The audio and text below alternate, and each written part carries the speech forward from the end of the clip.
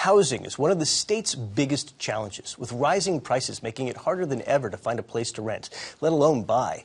Right now in Massachusetts, only about half of all residents own their home, according to GBH News' new poll with Commonwealth Beacon, conducted by the MassINC Polling Group. And for black and brown communities, that number is even lower. Just 42% of black residents and only a third of Latino residents own their homes in Massachusetts. To dig into that gap and what we can do about it, I'm joined by Andre Jones, Director of Community Engagement for Nuestra Comunidad, and Vanessa Calderon-Rosado, CEO of Inquilinos Boricuas and Acción. Thank you both so much for joining us. Yes, thank you. So, for having me. Andre, can we start with you? Latino families make up the second largest racial group in Massachusetts. They're the fastest growing population in the state. But again, this new survey shows that they're far less likely to own homes than other residents. Why is that?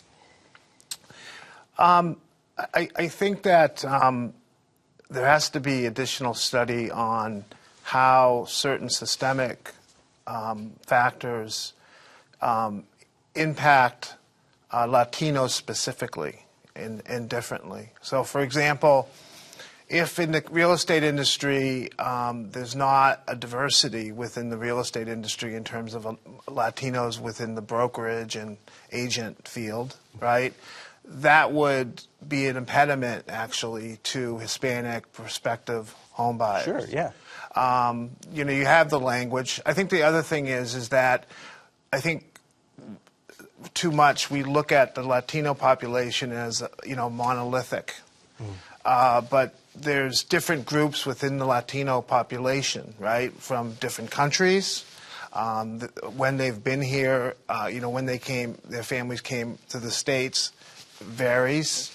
So they're not all positioned equally. So, as an affordable housing developer, working for an affordable housing developer, I think we need to, in partnership with the state and the city, look to see if we can't drill down that information even more so we access them where they are. Okay. Vanessa, are there other reasons that you think that are contributing to this kind of gap? Yeah, I think there are a number of factors, including what Andre mentioned. In addition to that, there's a clear lack of inventory and high cost of housing, and that affects everyone equally. We saw it in the poll that you conducted. But I also think that there are other systemic barriers for Latinos to come into home ownership, including, for example, job segregation. We know that many of our people in our communities are in service jobs, in low-paid entry-level jobs that do not, you would have, even if you're making a minimum wage per hour, you will not be able to own a home in Massachusetts where the market is so expensive. So that is the big barrier to start with. In addition, what we found with the families that we work with is also that many of our families do not necessarily understand credit, banking, financial paths to economic prosperity. So that's a big part of the work that we do, helping them build credit, being banked, create opportunities for savings, and really think about opportunities for workforce development so they can, move ahead from the entry-level minimum wage type of job. So those are things that really are factors. And like that, there are others, like Andre mentioned, the fact that, we are not monolithic. We have people from different countries, some of them documented, some of them undocumented. That becomes another barrier to become a homeowner, depending on your citizenship or documentation status. Oftentimes also our families live in multi-generational households, and even if they have enough savings to buy a house, only the credit of the person that's going to go in the mortgage, that name is what's going to be counted, as opposed to the money that the family is pulling together from everyone who might be living in that household. So there is very layered and very nuanced. It's not the same, but I think all of these factors compounded really put our community at a disadvantage to become homeowners, and by becoming homeowners, build assets and build wealth, intergenerational wealth. Right. Okay. Andre, there's a housing crisis all over the state. What role do you think the zoning is playing in all this, in terms of zoning of multifamily housing, making it easier for maybe first-time buyers, home buyers to get a place? Some communities are limiting that kind of zoning.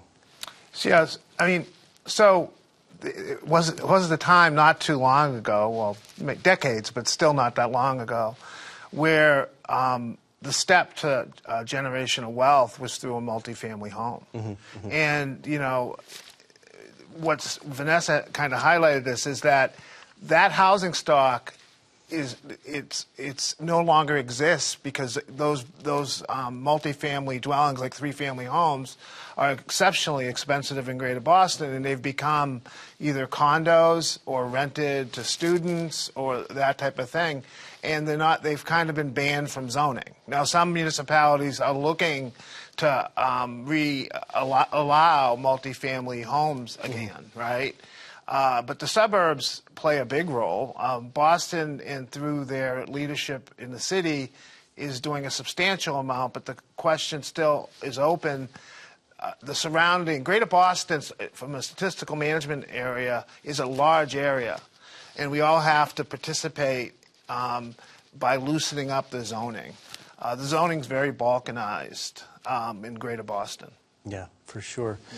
Yeah. Anything to add to that, Vanessa? Yeah, it's a big problem, and that's one of the major factors that really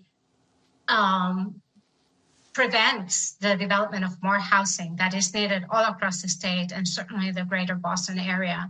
So obviously, laws like the MBTA Communities Act that is trying to push for communities to rezone, right, to build more multifamily housing in areas that are close to MBTA hubs and transportation nodes, is a big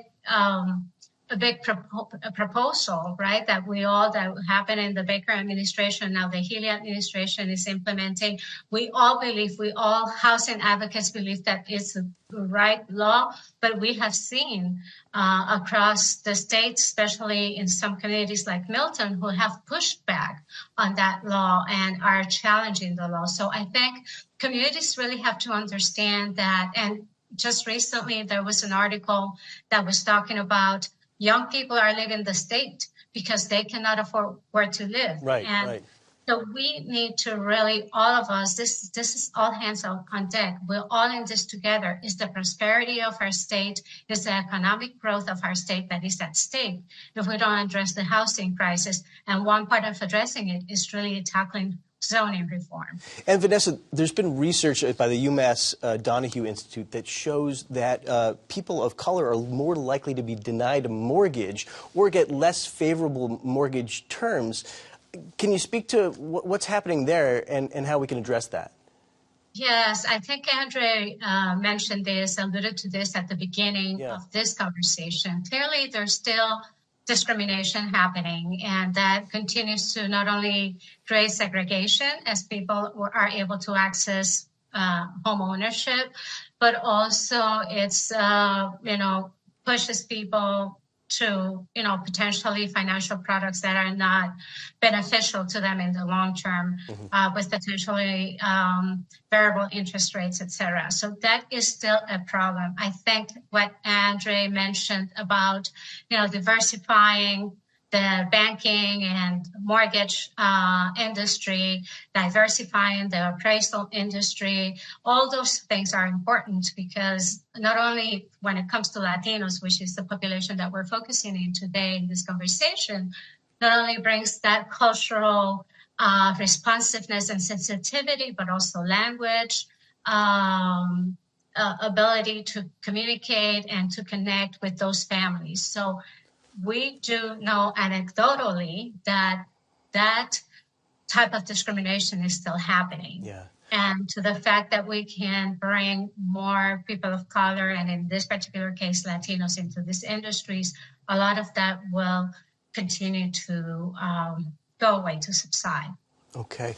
Andre, just the moment we have left, beyond diversifying those industries that Vanessa just mentioned, what else can and should happen to address this issue and to make it more able for people to buy homes? One big area is that, as Vanessa knows, as an affordable housing developer, it is really hard to develop affordable home ownership. But we do. We do develop affordable home ownership.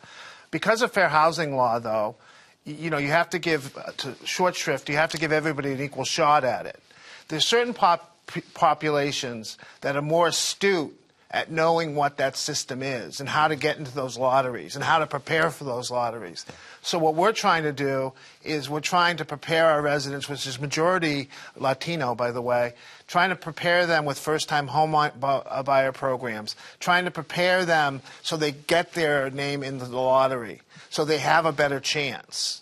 But right now, there's some groups that are more able or astute to get into that process. We have to bring Latinos to that level where they are participating in the process so they can avail themselves of affordable ownership opportunities. Such an important conversation, and there's so much more to say. We'll continue having it. Thank you so much. Andre Jones and Vanessa Calderon-Rosado, thank you so much for joining us. Thank you. Thank you.